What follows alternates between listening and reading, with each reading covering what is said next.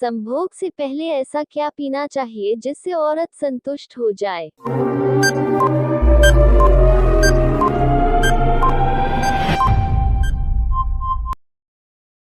सही जवाब, केसर वाला दूध पीना चाहिए।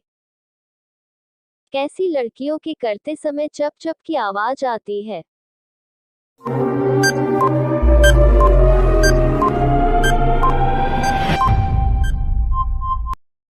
सही जवाब, जिनकी बहुत ढीली होती है।